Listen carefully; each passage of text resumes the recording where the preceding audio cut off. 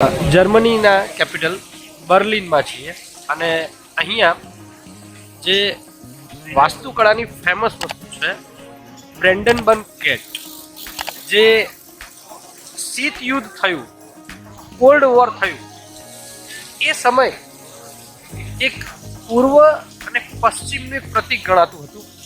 એ બર્લિનમાં છીએ. બ્રેન્ડનબર્ગ ગેટ એ જ્યારે આપ બર્લિનમાં આવો, જ્યારે જર્મનીમાં આવો, ત્યારે મુલાકાતીઓની પ્રથમ પસંદગી હોય છે કે સૌ પ્રથમ બ્રેન્ડનબર્ગ ગેટ જોઈએ, જે 26 મીટર ઊંચો છે, જેને 65.5 મીટર પહોળો છે એ રહ્યો અને 11 મીટર ઊંડાઈ ધરાવે છે. તો આની બીજું કે આની બિલકુલ પાછળ, એટલે કે બ્રેન્ડનબર્ગ ગેટની બિલકુલ પાછળ એ બર્લિનની વિધાનસભા આવેલી છે. જોઈએ, આ છે બ્રેન્ડનબર્ગ ગેટ. એની આજુબાજુ છે અમેરિકન એમ્બેસી આવેલી છે, બહુ ભવ્ય હોટલો આવેલી છે કે ભાઈ કલ્પના અતીત વસ્તુ છે આ. અને આ એક જોવાલાયક સ્થળ છે. જે સમયે બર્લિનનું એકીકરણ થયું, જે સમયે બર્લિનની દિવાલ તોડવામાં આવી, એ સમયે આ એક પ્રતીક માનવામાં આવતું હતું. અને આ 6 સ્તંભો પર ઊભેલું છે, આપણે દેખાતું છે 6 સ્તંભ. અને મિત્રો, એક અદ્ભુત, એક નયનરમ્ય સ્થળ છે. તો એ ગેટની અમે પહેલી પાર જઈએ છીએ, જેમાં બર્લિનની વિધાનસભા, જર્મનીની વિધાનસભા આવેલી છે. ગજબના એક સ્થળ છે. આપ બર્લિન આવો તો અવશ્ય, એ પ્રથમ સ્થળ જ છે મિત્રો, અવશ્ય જોવાની વસ્તુ જ નથી. આ ટુરિસ્ટનું એક પ્રથમ સ્થળ છે. અહીંયા એક સેલ્ફી પાડવી, અહીંયા એ ફોટો પડાવવો, એ ઓબ્વિયસલી વસ્તુ છે કે ગજબની છે. આ જોઈ લો, અમે અંદર જઈએ છીએ આ બર્લિન ગેટની, એટલે બ્રેન્ડનબર્ગ ગેટની પહેલી બાજુ. ખરેખર અદ્ભુત, નયનરમ્ય. અહીંથી હવે આપણને સ્ટોપ છે, બરાબર ને? વિશ્વભરના સહેલાણીઓ અહીંયા છે.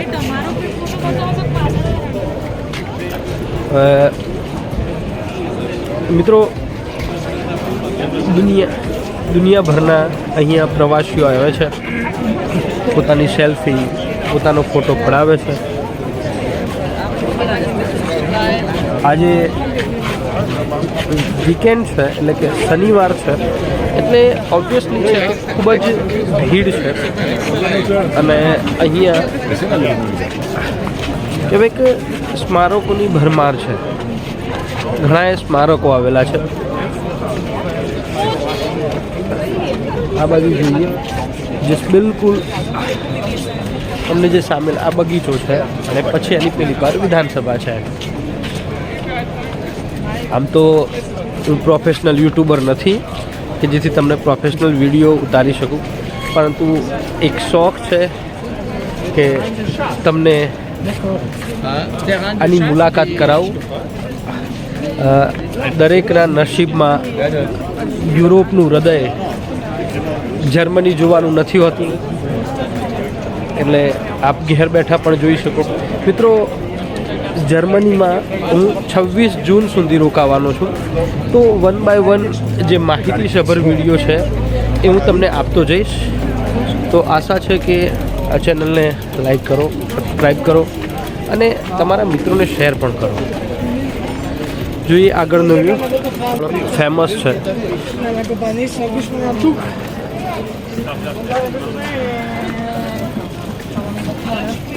મિત્રો, અહીંયા જે આપણે ઉડીને આંખે વળગે ને એવી એક જે સ્થિતિ છે, સ્વચ્છતા છે. માને મને આવે એવી સ્વચ્છતા.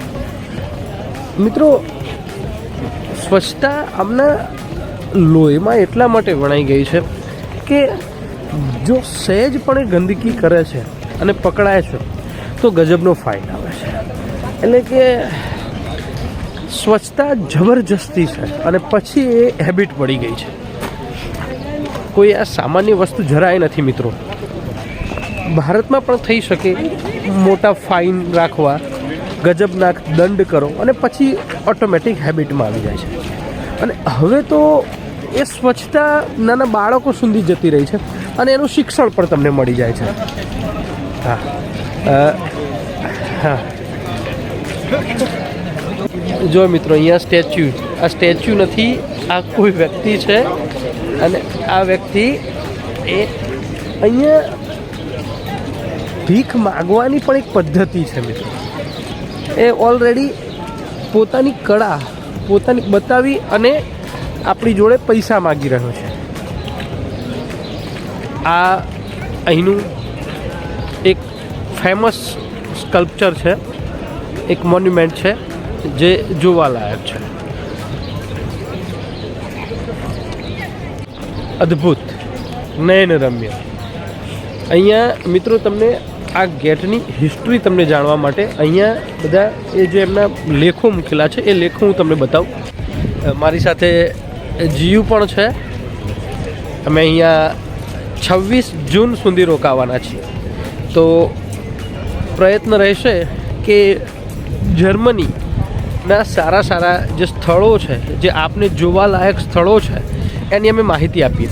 સાથે મિત્રો અમારો એક પ્લાન છે કે અહીંયા નજીકનો એક દેશ છે ચેક રિપબ્લિક, જેનું પાટનગર છે પ્રાગ, જે કે પ્રેમીઓસનું શહેર કહેવાય, કે થનગંતુ શહેર, એ જોવાનો પણ પ્લાન છે.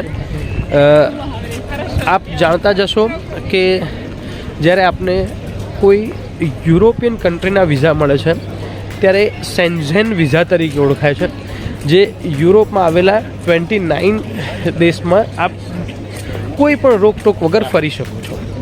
તો અહીંથી તમે આપ પોલેન્ડ પણ જઈ શકો છો, તમે ચેક રિપબ્લિક જઈ શકો છો, ઓસ્ટ્રિયા જઈ શકો છો, ફિનલેન્ડ જઈ શકો છો, ગમે તે તમે જઈ શકો છો. ટૂંકમાં તમારી પાસે સેન્ઝેન વિઝા હોવા જોઈએ.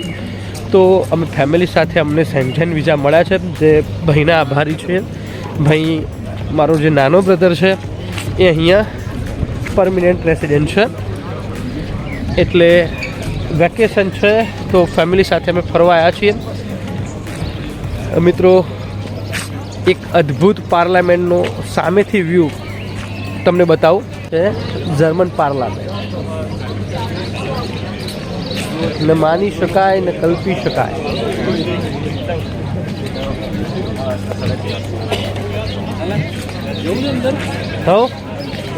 હવે મિત્રો જોઈએ કે જો અમને પરમિશન આપે અંદર જવાની અને વિડીયો ઉતારવાની, તો તમને ફ્રન્ટ વ્યૂ આપીશ પાર્લામેન્ટનો. અહીં તો હું બાજુમાં ઊભા રહી અને તમને જાણકારી આપું છું. તો જો પરમિશન મળે છે ઉતારવાની તો આપને જવા દઈએ છીએ. આપની સામે હું વિડીયો પ્રસ્તુત કરું છું.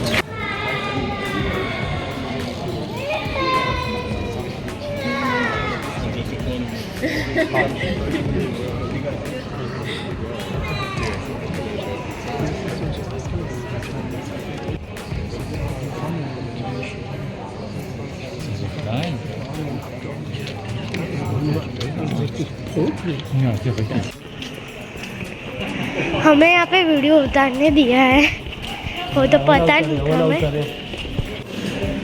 ये दीवार पे कुछ लिखा हुआ है, पता नहीं चल रहा.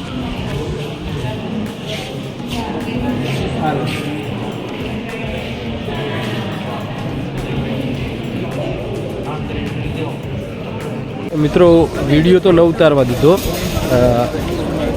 બર્લિનની પાર્લામેન્ટનો. હવે અમે બહાર નીકળીએ છીએ.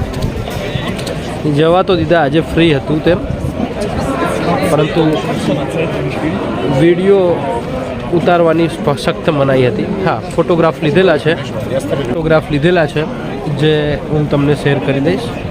પરંતુ સ્ટ્રિક્ટલી ગજબની સિક્યુરિટી, ગજબની સ્વચ્છતા, ગજબ. પાર્લામેન્ટ જોઈને બહાર આવી ગયા. પાર્લામેન્ટ જે જગ્યાએ આવેલી છે બ્રેન્ડનબર્ગ ગેટ અને બર્લિન શહેર, આજે ફ્રી છે. તમારે જોવું નહીં તો આમાં ટિકિટ હોય છે, ટિકિટ લાગતી હોય છે. પરંતુ આજે ફ્રી રાખેલ છે.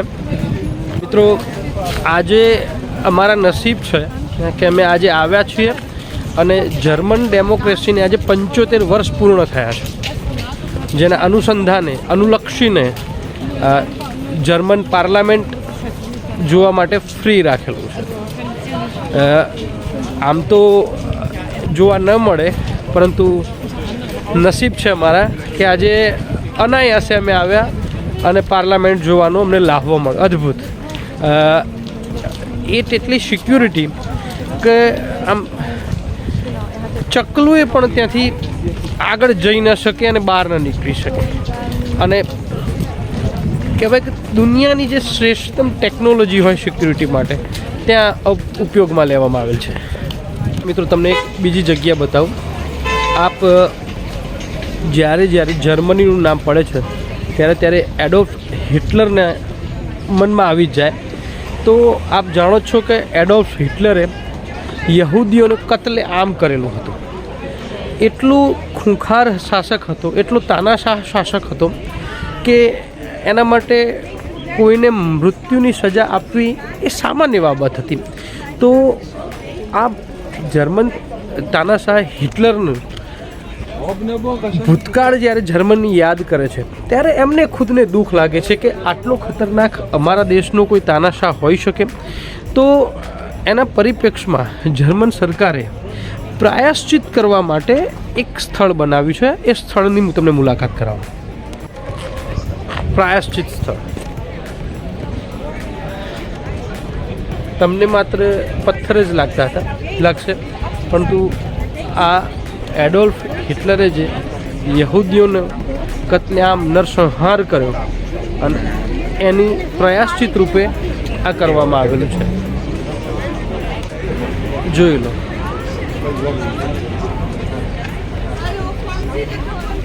જો મિત્રો આપ યુરોપના ટૂર પર આવો તો આશા છે કે ફરજિયાતપણે જર્મનીની મુલાકાત લો અને એમાં પણ બર્લિનની મુલાકાત લો. મહત્ત્વની ખાસિયત બતાવું. અહીંયા ઈ સ્કૂટર તમને જોવા મળે છે. એ સ્કૂટર તમે જો તમારે એને રાઈડ કરવી હોય તો અમુક યુરો એની ફીસ હોય છે.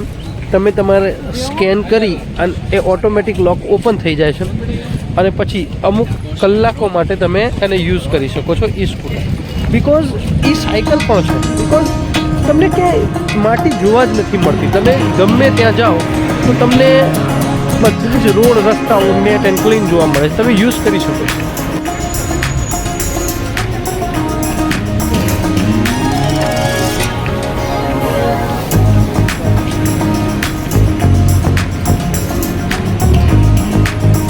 આ ટેક્સી છે. જાણીને નવાઈ લાગશે કે મર્સિડીઝ, ઓડી, BMW એ બધી ટેક્સી હોય છે. જો પેલી મર્સિડીઝ, અહીંયા મર્સિડીઝ, ઓડી, ટેસ્લા કોઈ નવાઈ જ નથી. દરેક વ્યક્તિ પાસે એક કાર હોય જ છે. ને પછી મિત્રો સાઉથ ઇન્ડિયન રેસ્ટોરન્ટ મળી છે, તો સાઉથ ઇન્ડિયન રેસ્ટોરન્ટના સ્વાદની પણ મજા લઈ લઈએ બર્લિનમાં.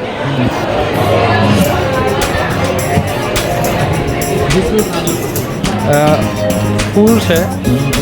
20 થી 25 મિનિટ રાહ જોવી પડશે.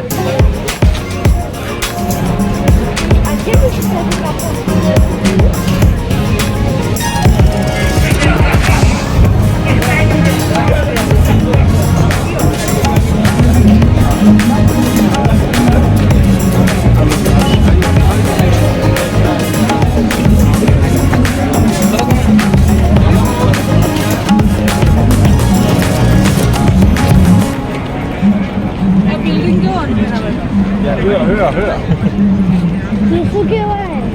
બુર્જ ખલીફા જેવી લાગે.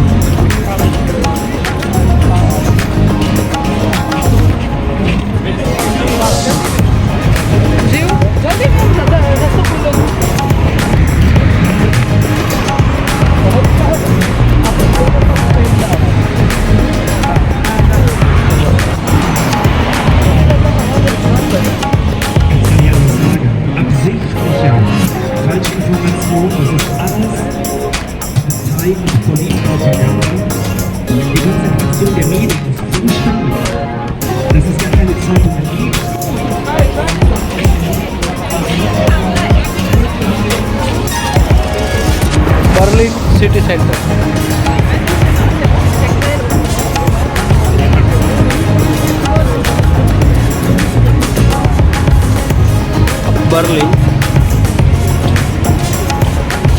બર્લિનનો મોલ છે આ મિત્રો, જ્યાં તમારે કોઈ ખરીદી કરવી હોય, કંઈ લેવું હોય, બિલકુલ સિટી સેન્ટરની મધ્યમાં.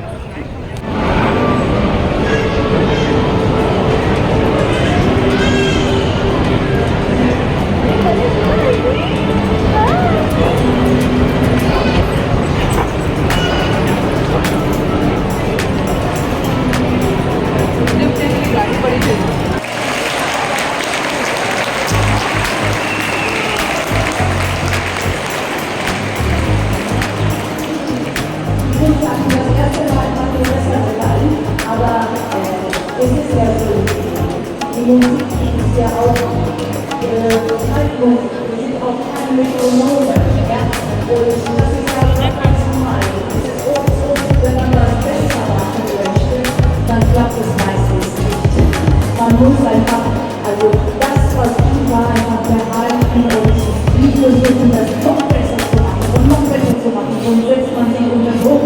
Ich möchte sie auch alle nicht unter Druck setzen. Ich möchte, dass in erster Linie für uns diese Begeisterung für Musik, die wir mitgebracht haben, dass die in erster Linie heute erhalten bleibt. Ja, und das ist, glaube ich, das Ziel unserer Veranstaltung. Ja, und wenn wir alle in einer gemeinsamen positiven Stimmung bleiben, dann werden wir auch zusammenspielen. Weil das ist die Geheimnis der Musik, finde ich, dass Musik auch keine Worte. Und wenn man versucht, das fix zu kontrollieren, dann verschwindet die Musik. You don't understood the German language. I'm Indian. I understood English and Hindi. Auf diese positiven Welle. Und dann wird das schon klappen. Ja, das ist das Erste, was wir für heute gehalten müssen. Ja?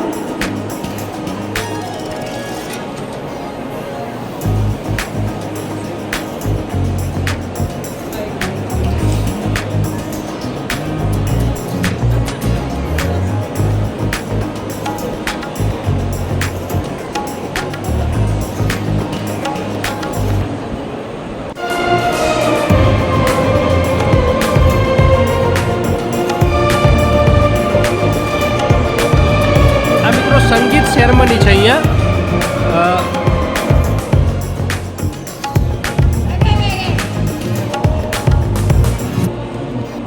બર્લિનમાં જર્મનીનો બર્લિનમાં સૌથી મોટો mall છે, એમાં સંગીત ceremony છે weekend હોવાથી.